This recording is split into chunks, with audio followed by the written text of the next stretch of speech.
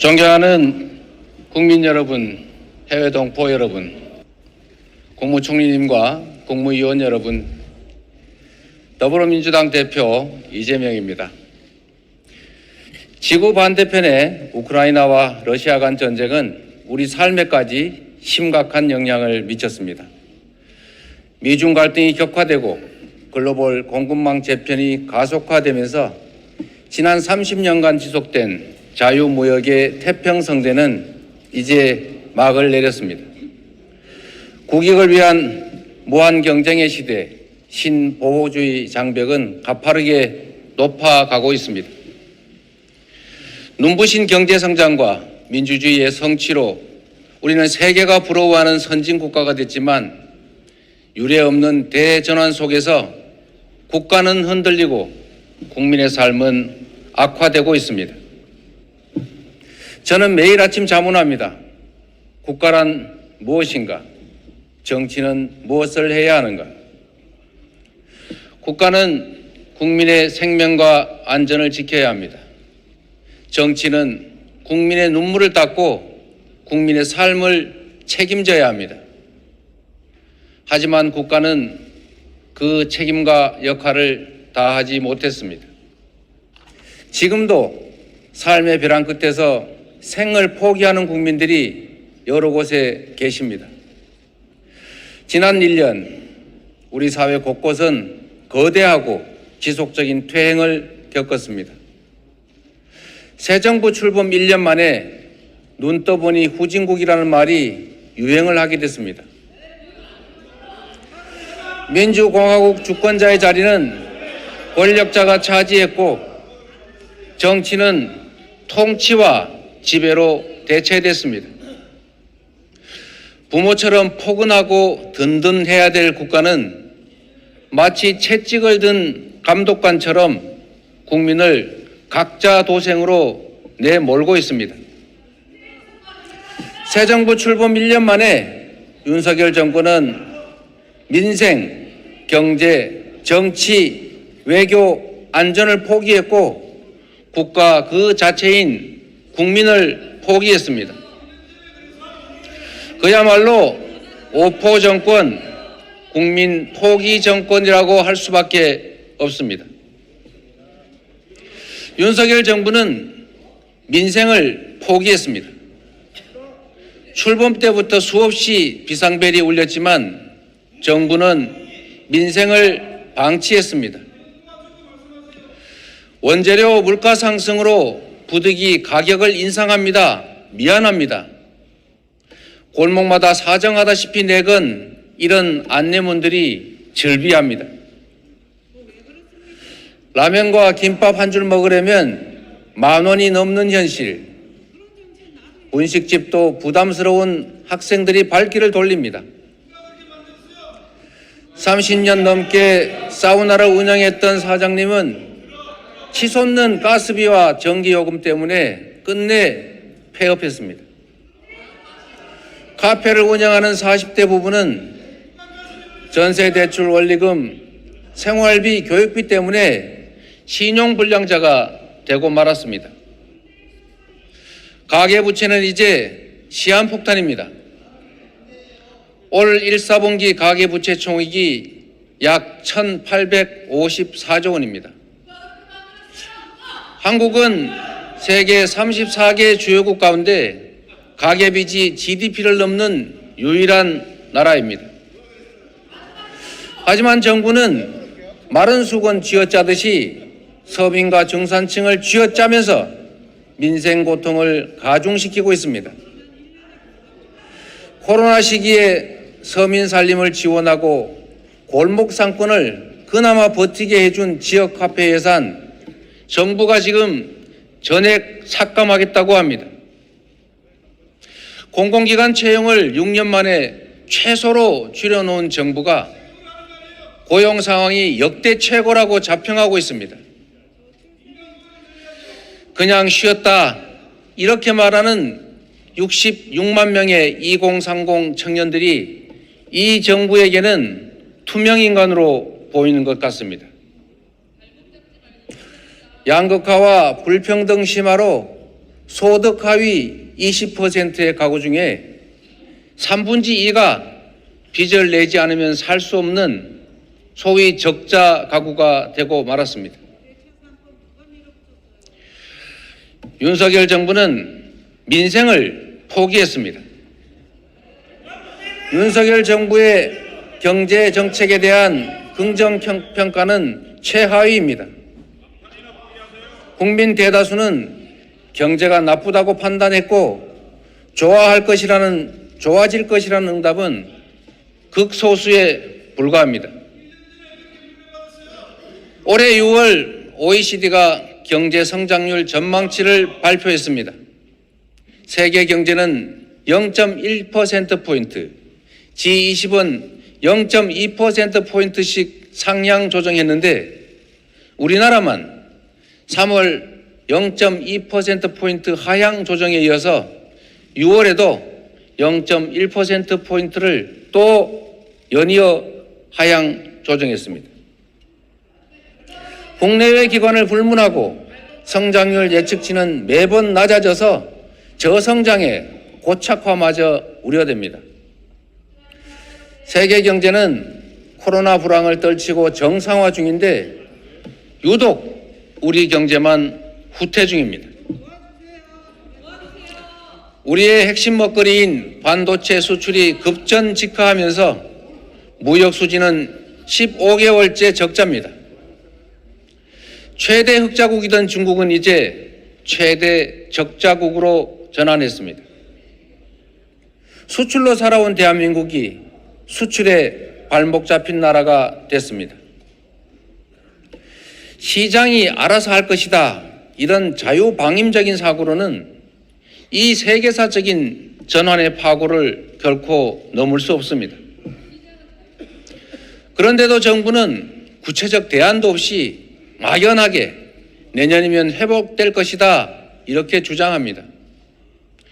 중국이 회복되면 우리 수출도 회복될 것이다 이렇게 말하는데 아쿠아일로인 대중관계 속에서 경제 회복 발판은 또 중국이다 이렇게 말하니 이해가 어렵습니다. 무리한 초부자 감세로 부동산, 자산, 금융, 사업소득 세수는 수십조 원까지 줄어서 역대급의 세수 펑크가 예상됩니다. 반면에 직장인들의 근로소득세는 올 4월까지 22조 8천억 원, 전년보다 오히려 1,000억의 세수가 늘었습니다. 유리지갑인 직장인과 서민들의 부담만 늘고 소득 재분배라는 조세 기능에 역행하고 양극화와 불평등은 더욱 심화되고 있습니다.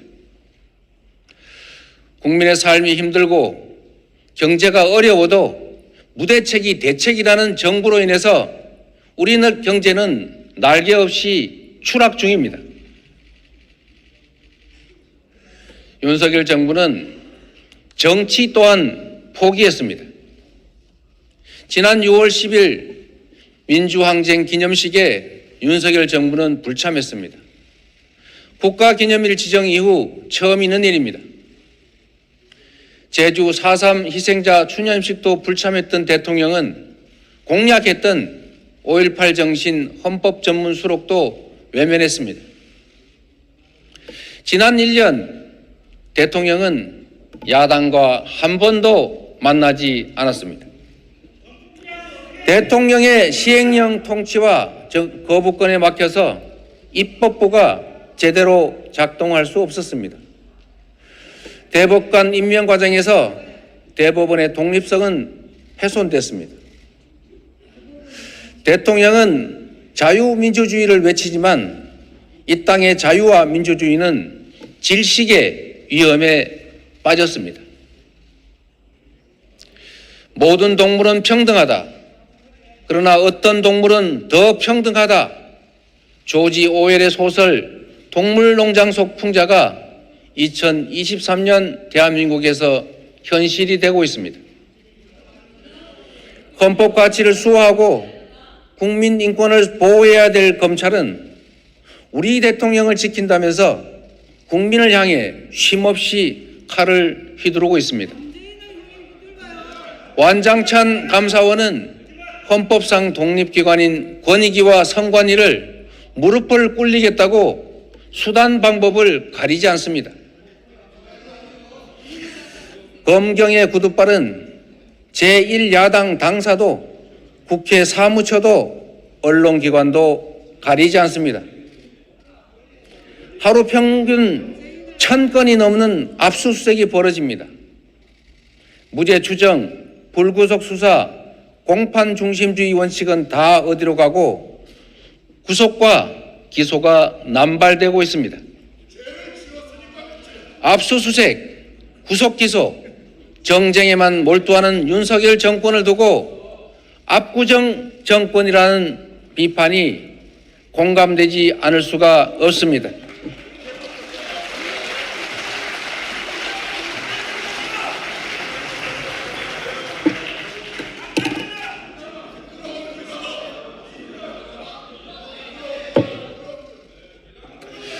정부의 제1소명은 국민을 편안하게 하는 것인데 이 정권은 힘없는 국민들에게 매일같이 죄를 묻습니다. 오늘은 양회동 씨가 삶을 등진 지 49일째 되는 날입니다. 노동자의 권리를 위해서 싸워왔던 자신을 공갈 협박범으로 모는 정부를 용납할 수 없다면서 구속심사 직전에 자신의 생명을 던졌습니다. 하지만 정부 누구도 이 죽음에 대해서 반성하거나 책임지지 않습니다. 대장동 수사에서 몇 명이나 죽었어요? 대통령이 말하는 우리 국민에는 정부와 생각이 다른 노조, 시민단체, 국민은 포함되지 않는 것 같습니다. 제4의 권력이라는 언론 상황도 결코 예외가 아닙니다. 감사원이 1년 내내 감사하고 망신을 준 것도 모자라서 임기 2달도 남지 않은 방송통신위원장을 굳이 해임했습니다. 그 자리에 MB 정권의 언론 탄압 선봉장이자 언론 장악 기술자를 앉히려고 합니다. 드라마 더 글로리의 버금가는 학폭 사건인데 이 정부의 인사검증 시스템에서는 문제가 되지 않는 것 같습니다. 윤석열 정권은 마치 오늘만 사는 것처럼 무소불위의 권력을 휘두르고 민주주의를 질식시키고 있습니다. 삼권 분립은 무너지고 입법, 사법, 행정 간의 견제와 균형은 이제 교과서에나 있는 얘기가 되고 말았습니다. 모든 국민은 자유롭다. 그러나 어떤 국민은 더 자유롭다. 이게 바로 오늘 대한민국의 정치 현실입니다.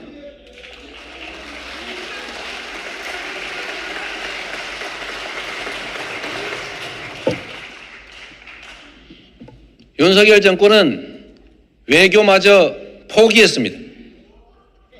나주 공립보통학교 6학년생 양금덕 소녀는 아무것도 모른 채 일제에 끌려갔습니다. 미쯔비시 중공업 나고야 항공기 제작소에서 매일 비행기 녹을 닦고 페인트 칠에 시달리다 결국 오른쪽 눈을 잃고 마침내 청각까지 잃었습니다. 후각을 잃었습니다. 해방된 지 이미 80년 세월이 지났지만 일본은 아직도 강제 동원에 사과하지 않습니다. 오히려 강제 동원 사실을 부인하고 있습니다. 그런데도 우리 정부는 제3자 변제를 내세워서 일본의 사과 기회마저 뺏어버렸습니다. 일방적 양보를 하면서 일본이 물잔의 나머지 반을 채울 것이라고 공언했지만 결과는 정반대였습니다. 일본의 잘못이 분명한 초계기 갈등마저 없던 일로 하면서 대체 우리는 무엇을 얻었습니까? 정부가 일방적 양보만을 담아서 내준 물컵을 이제 일본은 후쿠시마 오염수로 마저 채우려고 합니다.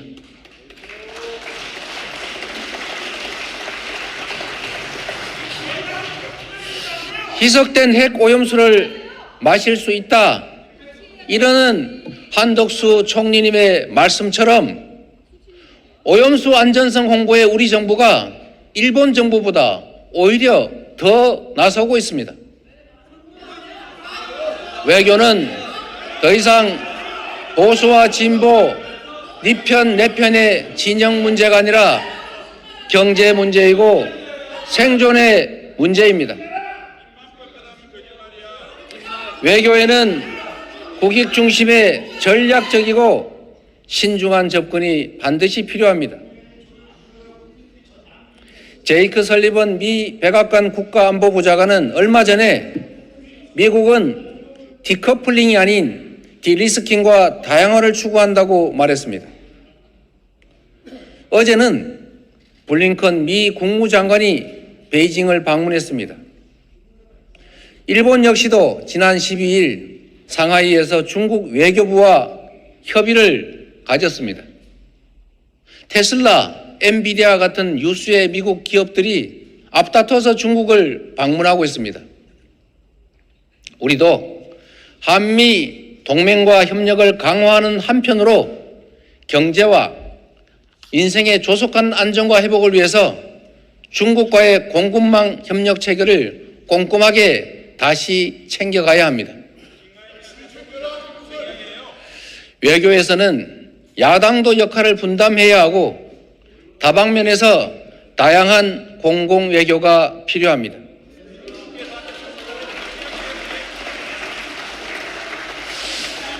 지난주에 민주당 민생경제위기대책위원회가 중국의 전국인민대표대회 외사위원회, 국제무역촉진회, 국무원 발전연구중심 등을 방문했습니다. 그리고 이 자리에서 중국 단체관광 제한 완화, 한국 기업의 중국 진출입 시의 불평과 차별의 해소, 상호관광과 비자 확대, 한류 등의 문화예술 규제 완화, 인적 교류 확대 등을 요청했습니다. 점증하는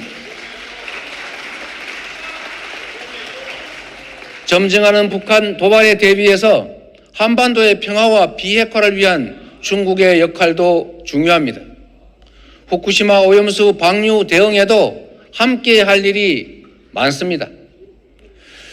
글로벌 무한경쟁 시대의 외교는 국익을 최우선한 전환적인 자율외교로 전환해 가야 합니다. 실용과 실리의 관점에서 가치와 이익의 균형을 함께 추구해야 되지 않겠습니까?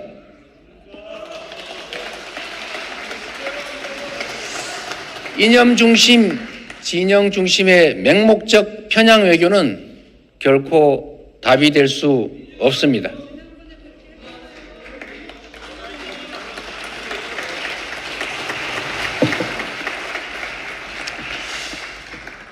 안타깝게도 윤석열 정부는 국민의 생명과 안전마저 포기했습니다. 2022년 10월 29일 이태원에 국가는 없었습니다. 최초 신고는 무시됐고 수차례 구조 요청에도 불구하고 아비규환 속에 믿을 수 없는 참사가 벌어졌습니다.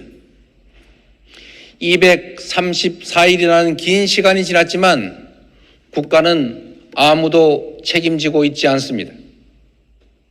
수사 후 결과에 따라 조치할 것이라 말했지만 책임지겠다던 당사자들은 안면을 바꿨습니다. 국민 안전의 무한 책임자인 집권 여당은 야사당이 발의한 이태원 참사 특별법을 반대하고 계시지 않습니까? 참으로 비정합니다. 지난주에 일본이 후쿠시마 오염수 방류시설 시운전을 시작했습니다. 우리 어민들은 후쿠시마 오염수 방류는 사형 선고라면서 반대를 할 뿐만 아니라 대책을 요구하고 계십니다. 하지만 정부는 국민의 불안과 우려를 괴담으로 치부하고 사법 조치하겠다고 위협하고 있습니다. 당당하지 못한 처사입니다. 비겁한 처사 아닙니까?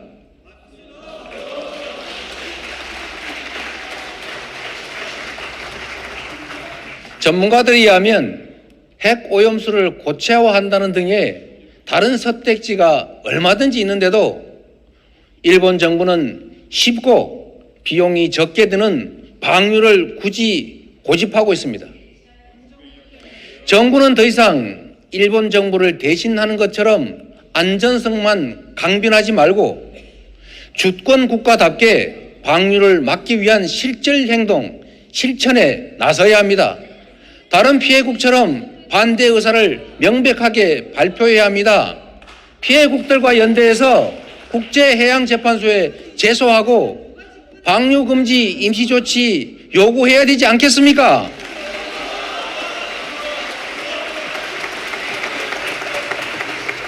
비용이 문제라면 방류를 반대하는 국제사회와 함께 보관 비용을 지원하는 것도 고려해야 합니다. 말도 안 되는 얘기 같지만 방류를 허용할 경우에 생기는 대한민국의 피해보다는 오히려 그것이 더 적은 비용일 것이다. 천문학적 방류 피해를 피하는 현실적인 방안이 될 수도 있다는 생각입니다.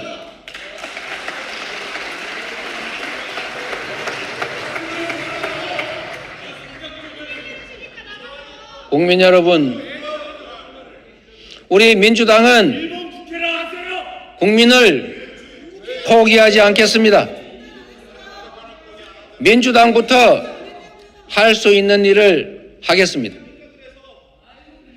첫 번째로 민생과 경제 회복을 위해서 35조 원 규모의 추경 편성을 추진하겠습니다.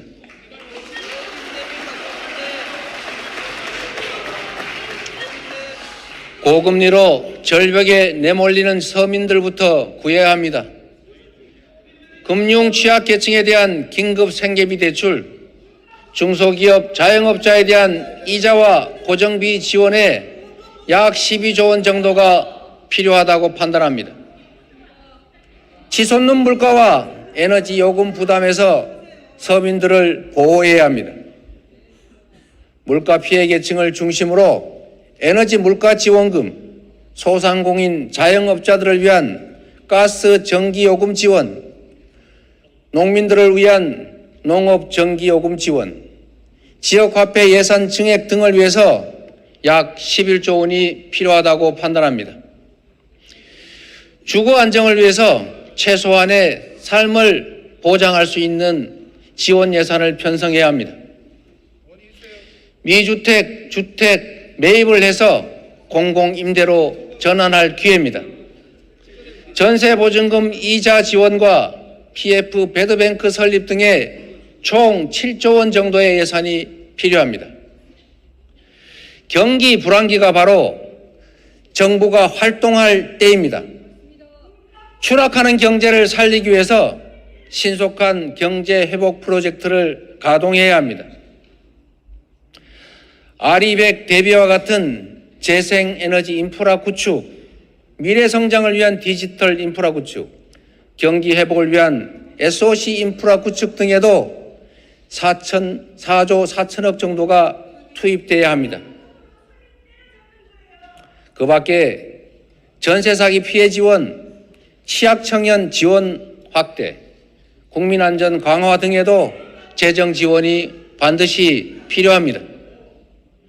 정부가 의지만 있다면 세계잉여금, 업무추진비나 특활비 감액, 불용 확정된 사업의 감액 등으로 국채 발행 규모를 최소화할 수 있지 않습니까? 현재의 경기 침체 상황, 그리고 국민들의 민생 고통, 그리고 재정 운용의 효율성을 고려한다면 국채를 다소 늘려서라도 재정이 경제 회복을 위한 역할을 해야 할 때라고 생각합니다.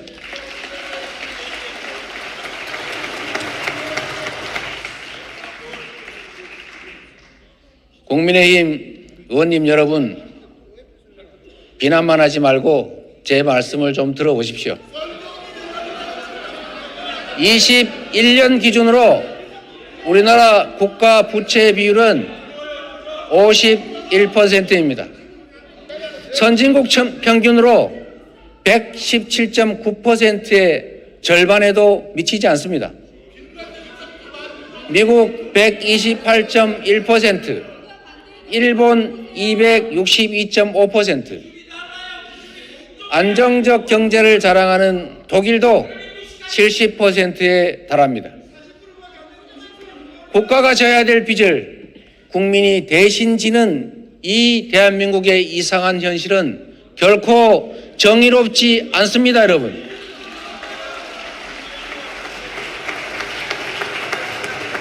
적시의 재정 지원은 사후 약방문 비용을 아끼는 길이기도 합니다. 정부 여당도 추경 필요성을 이해하시고 지혜를 모아주시기를 당부드립니다. 두 번째, 전세 사기 대책을 시급하게 보완하겠습니다.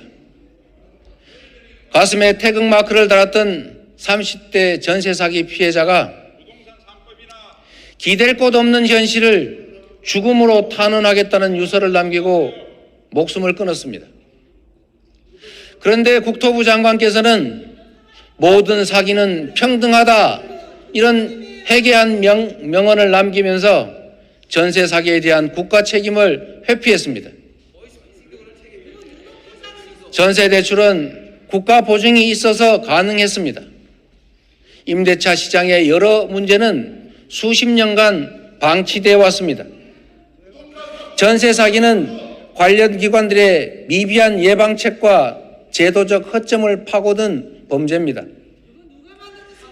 해당 사태에 책임 있는 기관과 정부가 일부나마 책임을 분담하는 것은 너무나 당연한 일 아니겠습니까? 여야 합의 결과라는 점에서 제정된 전세 사기 피해 특별법은 매우 의미가 큽니다. 그러나 법 통과는 끝이 아닌 시작이 되어야 합니다. 공공에 의한 피해 직접 구제 조치로 채권 매입, 사후 정산 제도가 꼭 필요합니다. 전세 사기 피해자를 위한 추가 입법에 민주당이 나서겠습니다.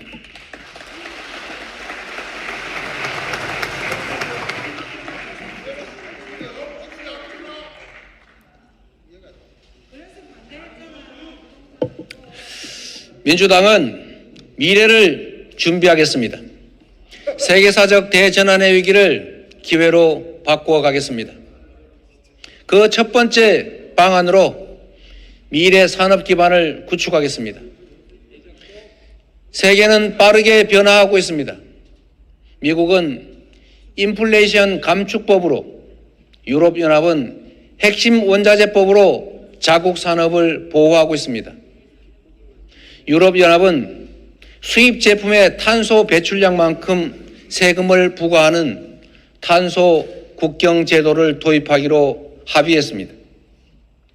유수의 기업들도 ESG 경영과 재생에너지 사용 확대에 과감히 투자합니다. 애플과 테슬라 같은 글로벌 기업들은 RE100, 즉 재생에너지를 100% 사용한 제품만 구매하겠다, 재생에너지로 생산하지 않은 제품은 구매하지 않겠다는 원칙을 발표하고 시행하고 있습니다. 2030년까지 일본 재생에너지 목표는 38%인데도 이미 3년 전에 일본을 대표하는 기업 소니는 일본 내에 재생에너지 이용률이 낮아서 일본을 떠날 수밖에 없다고 선언하고 일본 정부의 재생에너지 생산 확대를 촉구했습니다.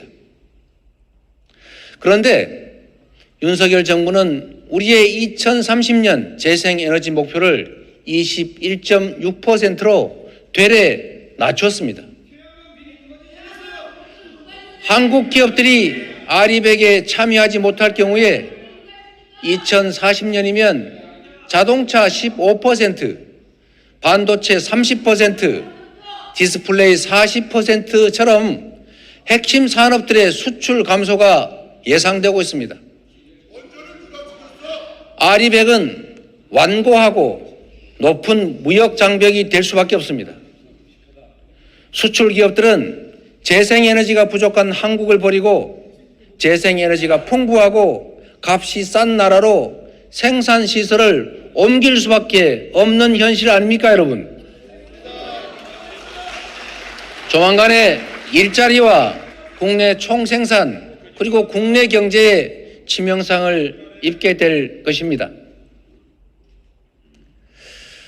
다급하게 된 정부가 아마도 원전을 염두에 두고 탄소 프리 100%, 소위 말하는 CF100 표준화를 들고 나왔습니다. 그런데 기업들은 냉소적 반응을 보이고 있습니다. 우리가 열심히 CF100 추진한다 해서 그거를 국제사회가 받아들일 리가 있겠습니까?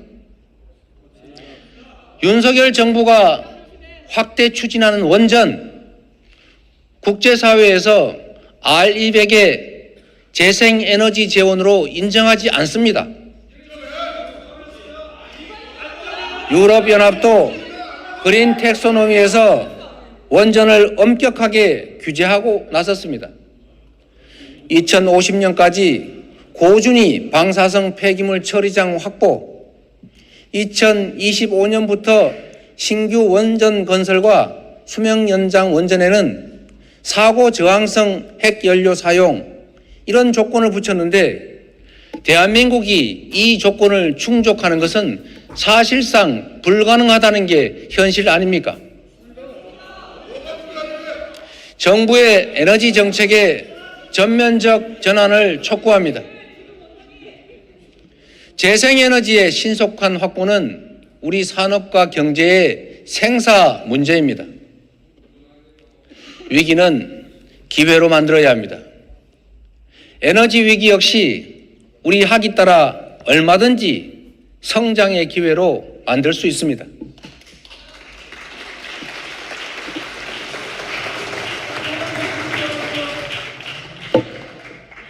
서남해안과 동해안을 중심으로 풍력, 태양광 등의 재생에너지 자원은 무궁무진합니다. 재생에너지의 수요도 폭발적일 만큼 풍부합니다. 기술 수준은 높고 유동성도 자본도 풍부합니다. 산업화 고속도로, 정부화 고속도로가 산업화 시대, 정보통신 시대의 성장을 이끌어왔듯이 신재생에너지 시대를 이끌 에너지 고속도로, 쉽게 말해서 전국적인 지능형 송배전망을 대규모로 건설해야 합니다.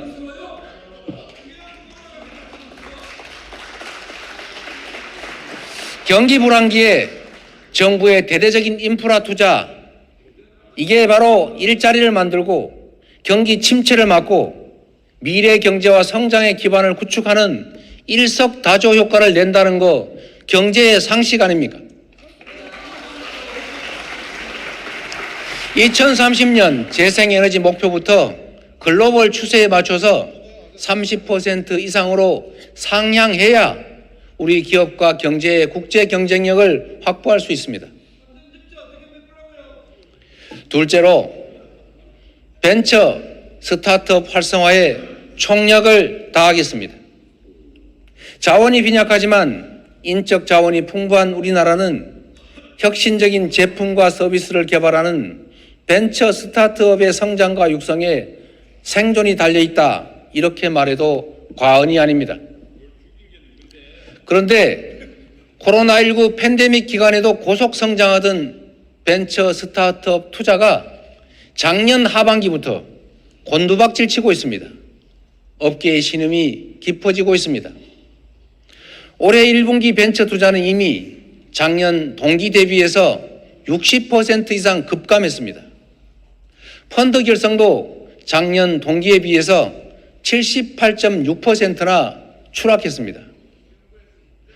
그런데도 정부의 모태펀드 예산은 4,135억 원으로 작년에 5,200억, 2021년에 1조 700억 원에 비해서 대폭 줄어든 게 현실입니다. 윤석열 정부는 민간이 주도하는 벤처 투자 생태계를 조성한다고 하면서도 벤처 스타트업계의 현실을 외면하고 있습니다. 벤처 스타트업이 성장하려면 국가의 뒷받침이 필수적입니다. 모든 것을 시장화라면서 민간에 떠넘기지 말고 모태펀드 확충, 세컨더리 펀드 확대, 창업 기업의 자유로운 활동을 위해서 규제 완화 특구를 만들어야 하지 않습니까? 이게 바로 정부가 할 일입니다. 쉽지 않은 일이지만 벤처 스타트업이 활동하기 좋은 나라 민주당이 최선을 다하도록 하겠습니다.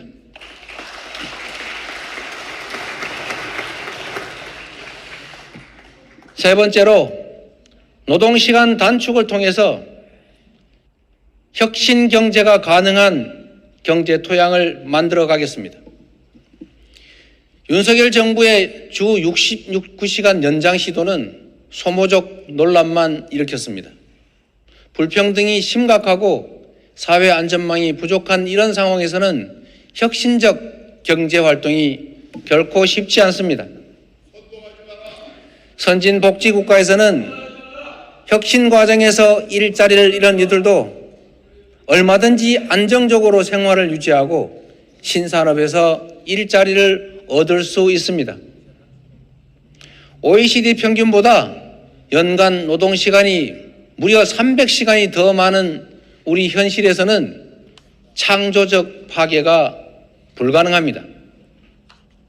이제 주 4.5일제 도입을 시작으로 주 4일제 사회로 점차 나아가야 합니다.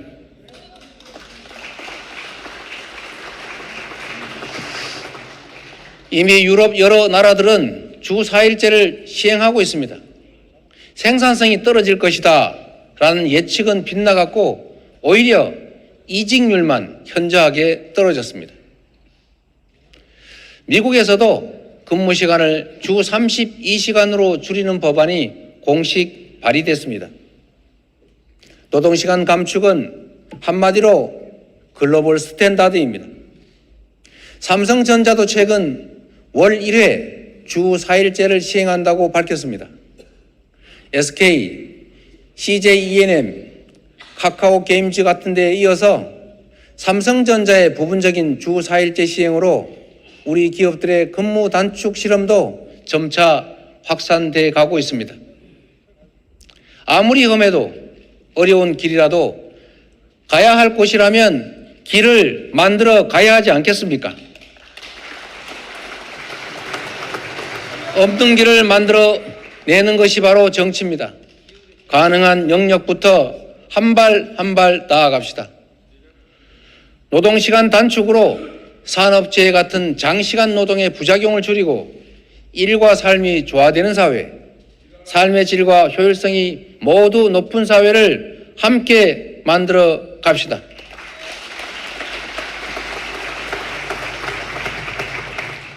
치열한 혁신으로 어제의 민주당과 경쟁하겠습니다. 국민 여러분께서 정권의 이 무도한 실정 앞에서도 선뜻 민주당에 마음을 주지 못하는 것을 아프게 자성합니다. 1년 만에 국민이 정권을 포기했지만 민주당이 그 분노와 실망을 희망과 기대로 바꾸지 못하고 있습니다. 국가의 미래를 개척하고 국민의 삶을 책임진다는 기본적인 책무 외에 국민의 눈높이에 맞춰서 필요한 모든 것들을 바꿔 나가겠습니다. 더 이상 윤석열 정권과 경쟁하지 않고 어제의 민주당과 경쟁하겠습니다.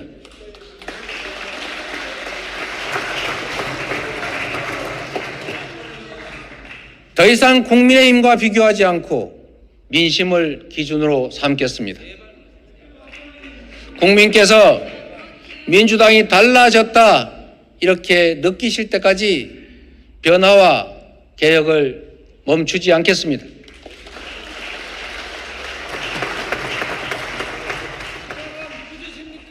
억압적 통치는 순식간에 사회를 망가뜨립니다.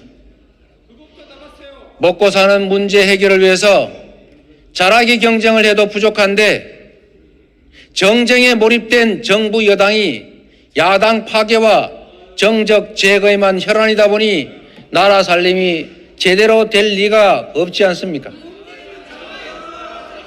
취임 1년이 넘도록 검경을 총동원해서 없는 죄를 만드느라 관련자들 회유 협박에 국가 역량을 소진하고 있습니다.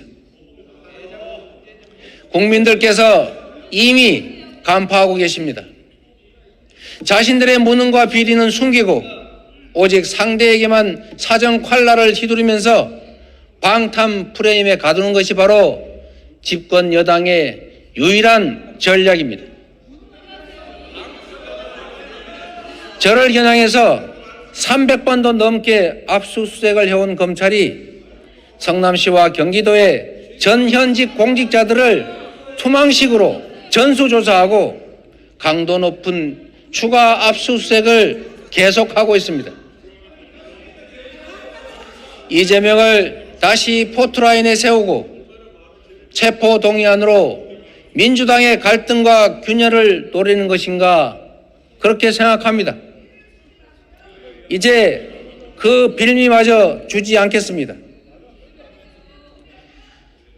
저를 향한 저들의 시도를 용인하지 않겠습니다. 저에 대한 정치 수사에 대해서 불체포 권리를 포기하겠습니다.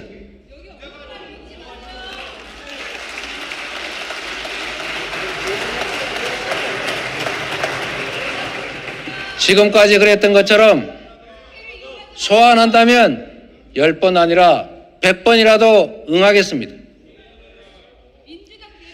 구속영장을 청구하면 제 발로 출석해서 영장 실질 심사 받고 검찰의 무도함을 밝히겠습니다.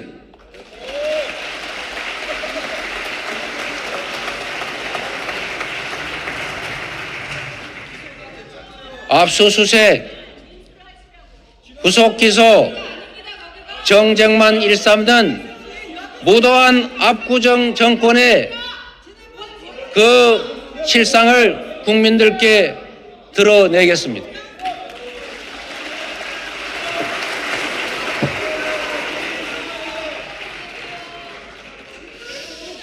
국민의 삶을 지키는 기본사회를 만들어 가겠습니다. 윤석열 정권의 지난 1년은 국가가 국민의 삶에 얼마나 큰 영향을 끼치는지 절실히 느끼게 했습니다. 반대로 정치가 제 역할을 다하면 얼마든지 더 나은 세상을 만들어낼 수 있다는 것도 알게 했습니다. 우리는 30년 후의 미래, 우리 다음 세대가 살아갈 세상을 준비해야 합니다. 각자 도생 사회를 최소한의 삶이 보장되는 복지사회가 대체해 왔던 것처럼 이제 복지사회를 넘어서서 기본적 삶이 보장되는 기본사회로 나아가야 합니다.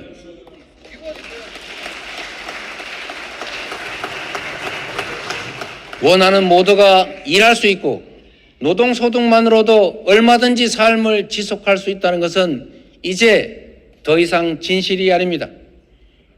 기술혁신과 4차 산업혁명의 이 거센 파고 앞에 노동이 생산의 주축이던 시대의 사회제도는 기술이 생산의 주축이 되는 세상에는 더 이상 유용하지가 않습니다. 민주당은 당내에 기본사회위원회를 구성하고 기본사회 2050 비전 수립에 박차를 가해왔습니다. 이미 시행되고 있는 아동수당처럼 부분적 단계적으로 기본소득을 시행하고 확대해가면서 국민의 실질 소득을 늘리고 삶의 질을 개선해 나가야 합니다.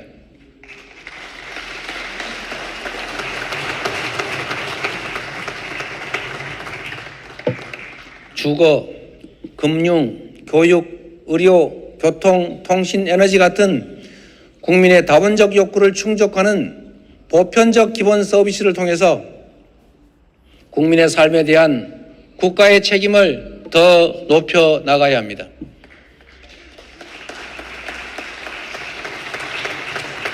재생에너지 같은 미래경제 인프라 구축과 신산업의 육성으로 기본사회로 나아갈 경제적, 재정적 역량을 갖춰야 합니다.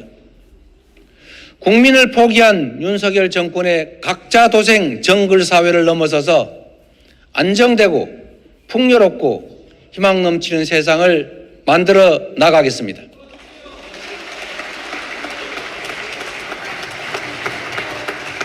함께 잘 사는 세상을 만드는 우리 모두의 꿈 포기하지 않겠습니다. 지난 1년간의 좌절과 절망을 딛고 국민과 함께 일어나겠습니다. 희망의 원천을 만들어서 30년 미래를 준비해 가겠습니다.